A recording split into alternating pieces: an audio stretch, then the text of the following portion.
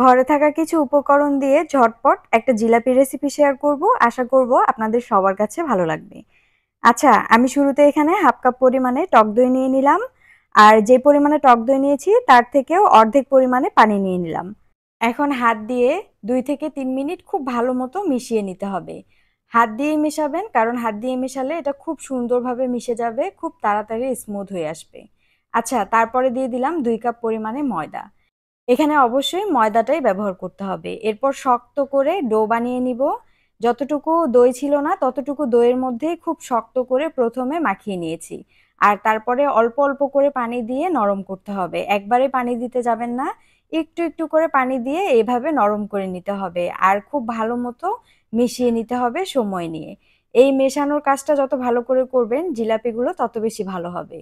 উপর দিক থেকে এভাবে ফেলতে থাকবেন। যদি দেখেন যে এরকম ছেড়ে ছেড়ে পড়ছে তাহলে বুঝতে হবে এখানে আরো পানি লাগবে। আর খুব অল্প করে পানি দিয়ে দিয়ে বারবার মিশিয়ে নিতে হবে। আর চেক করে দেখতে হবে যে উপর দিক থেকে ফেললে এটা স্মুথ ভাবে পড়ছে না ছেড়ে ছেড়ে পড়ছে।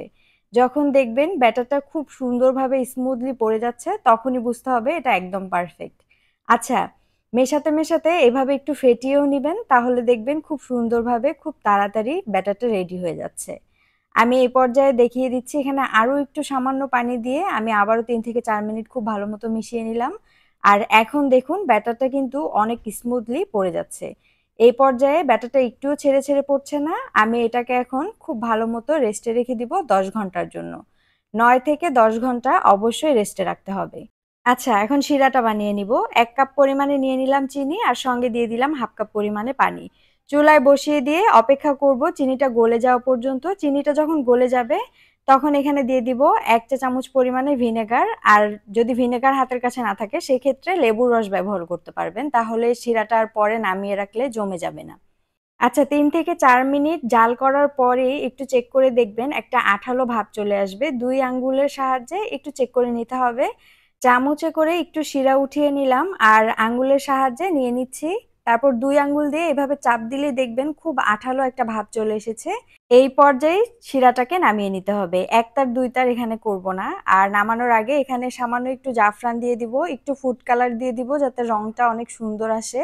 আর সবশেষে দিয়ে দিব 1 চামচ পরিমাণে ঘি।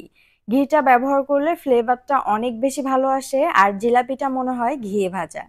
আচ্ছা, এই পর্যায়ে কিন্তু চুলাটা অফ করে দিলাম আর ঘিটা দিয়ে আমি নামিয়ে সাইডে রাখবো। এভাবে খুব সহজেই চিনির শিরাটা বানিয়ে নিতে পারবেন। আর 10 ঘন্টা পর চলে আসলাম। এ পর্যায়ে একদম ব্যাটারটা রেডি হয়ে গেছে। বানানোর আগে আরো একবার ভালো মতো ফেটিয়ে নিতে হবে। এই ধরেন 3 থেকে 4 মিনিট সময় নিয়ে এভাবে ফেটালেই হয়ে যাবে। তারপরে আমি একটা বোতলের সাহায্যে আজকে জিলাপিটা বানিয়ে দেখাবো। তবে আপনারা চাইলে নিজেদের যেই পদ্ধতিতে ভালো লাগে সেই পদ্ধতিতেই বানিয়ে নিতে পারবেন। আচ্ছা, ব্যাটারটা কিন্তু এ পর্যায়ে একদম রেডি হয়ে গেছে। আমি সাইডে রেখে দিচ্ছি। আর একটা বোতলের ঢাকনা আমি ফুটো করে নিয়েছি। এখন যেটা করব, বানিয়ে রাখা ব্যাটারটা বোতলের মধ্যে ভরে নিতে হবে। পুরো বোতলটা ভর্তি করে ব্যাটারটা ভরতে যাবেন না, অর্ধেক পর্যন্ত নিয়ে নিতে হবে। এরপর ঢাকনাটা খুব ভালো মতো লাগিয়ে নিলাম।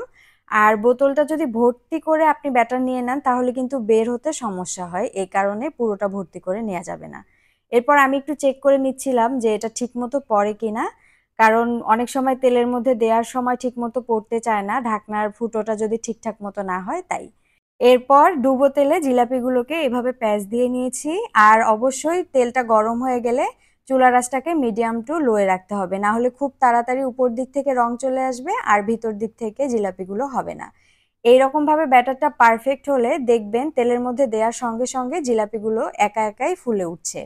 আর জিলাপির প্যাঁচ দেওয়াটা একটা প্র্যাকটিসের ব্যাপার। যারা প্রতিদিন বানায় তাদেরটা অনেক বেশি সুন্দর হয়। তবে এভাবে বোতল দিয়ে প্যাঁচটা দিতে অনেক বেশি সুবিধা হয়। চাইলে ট্রাই করতে পারেন।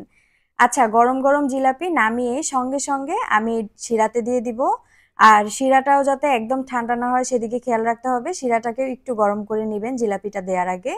তারপর খুব ভালো মতো উল্টে পাল্টে শিরার মধ্যে 2 থেকে 3 মিনিট রাখলেই হয়ে যাবে। তারপর সবগুলো উঠিয়ে নিব আর এগুলো খাওয়ার জন্য কিন্তু একদম রেডি হয়ে গেছে। আশা করব আজকের রেসিপিটা ভালো লাগবে। ভালো লাগলে অবশ্যই লাইক আর সাবস্ক্রাইব করতে ভুলবেন না। আজকের মতো এই পর্যন্ত। আল্লাহ হাফেজ। আসসালামু আলাইকুম।